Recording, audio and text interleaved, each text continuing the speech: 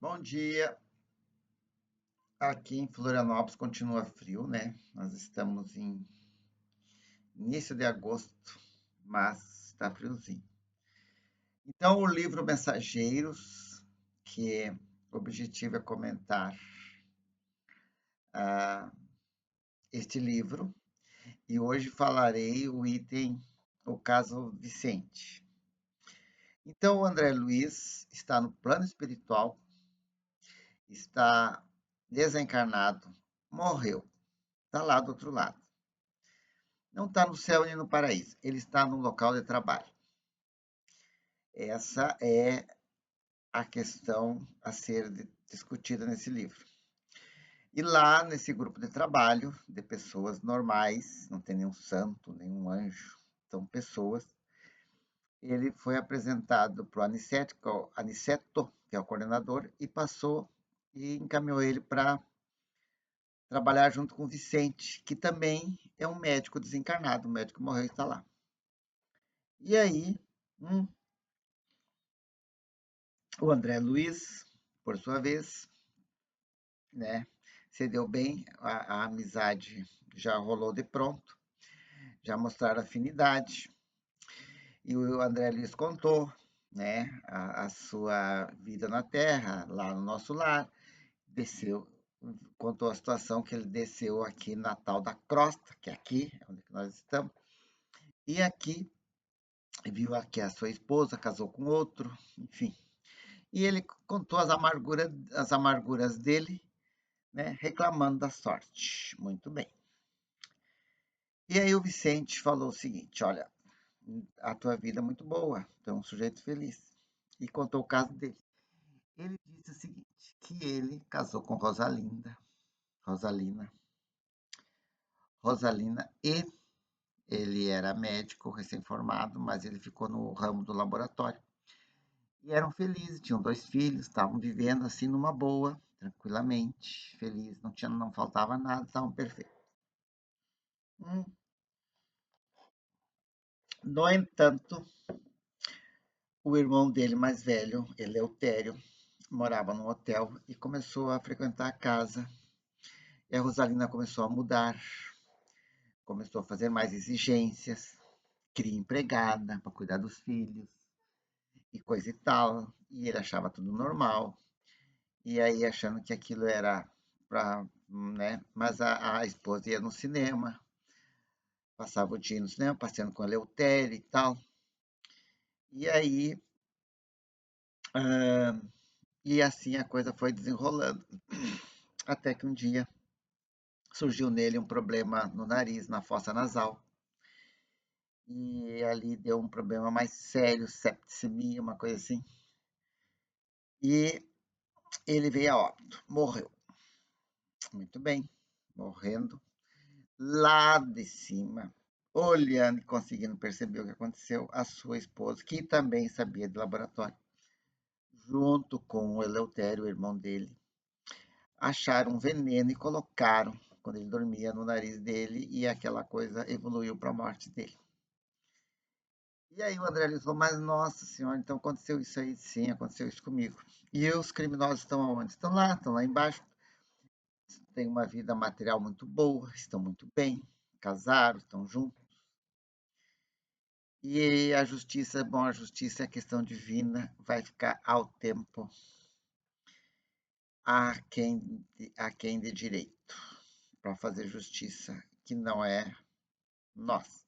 Nós nunca devemos fazer justiça por nós, pelo nosso, pelo nosso ímpeto, porque a gente vai cometer injustiça, né?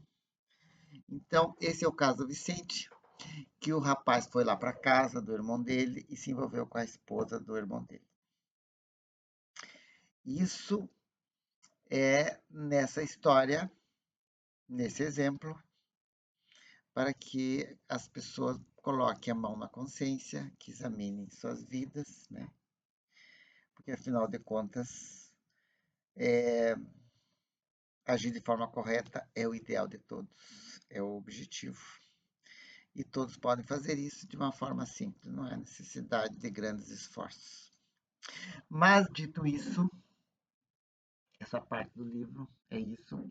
E eu vou começar a contar as histórias do Chico Xavier, que são públicas, que já estão em livros, já estão em filmes, né? Porque ele é um brasileiro, um cidadão brasileiro, que cumpriu uma missão muito bonita, muito nobre.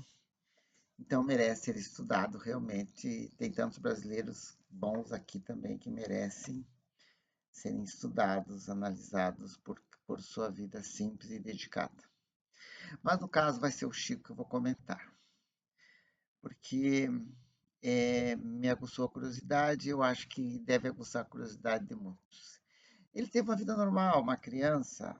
Naquela época os pais tinham N filhos, era uma coisa normal em 1950, então filhos a rodo. E ele é uma criança muito já demonstrando que não era muito daqui. Tinha que 4 anos de idade, eu acredito, por aí. E aí uma vizinha sofreu um aborto e estava o pai dele comentando, né, com a mãe dele, e ele falou que era um caso ali. Ele citou uns termos médicos, né? Que o pai dele estava equivocado sobre o que estava pensando sobre a vizinha. E aí já acharam que ele já não era muito normal, acharam que ele era maluco. E aí ele já começou com essa pecha, já com 4 anos de idade, né? Já estava a situação dele. E na sequência, ainda por cima, a mãe morreu. Mas a mãe dele, quando morreu, falou assim: Não acredite que eu morri. Eu estou só dormindo, eu volto. Mandou ele ter paciência. Mas ele foi dado para a madrinha Rita de Cássia. O pai dele esparramou os filhos. E aí os filhos ficaram esparramados pelo mundo. E a Rita de Cássia fez o Chico provar assim duras penas. Era uma madrinha severa. Não tinha filhos, mas tinha um sobrinho. E o guri também, o guri tinha 12 anos de idade e era meio malevo, era um sujeitinho já com as suas inclinações também. Como já nasce um sujeito com, tipo Chico, com uma inclinação mais para angelical, o outro já tinha uma inclinação mais para outro lado, desvirtuada. Tem, né? E aí ele passou um trabalho grande ali. Mas não vou tecer os detalhes ali, porque os detalhes são mórbidos e não é o caso. Seguinte, é uma infância brava, mas uma infância difícil, coisa que não é privilégio do Chico. Claro que o Chico foi colocado nessa prova, mas ele superou. Importante que ele chegou aos 90 anos de idade, escreveu livros e conseguiu dar boas gargalhadas nessa vida, e é o que importa. Superar as crises, as dificuldades. Muitas crianças sofrem surras, abusos, etc, etc, etc. E devem superar. Devem superar, especialmente todos, né? Eu ia dizer especialmente as meninas, que sofrem mais, né? Mas devem superar também, até porque são mais fortes que os homens. Muito mais fortes.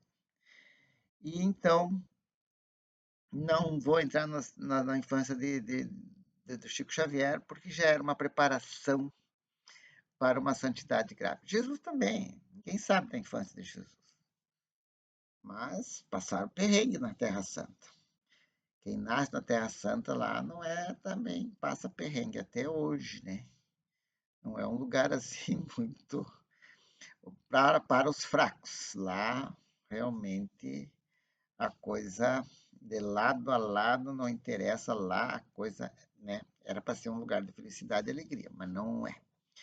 É como se essa terra aqui fosse uma aprovação meio que exige das pessoas um pouco além daquilo que tem condições de suportar.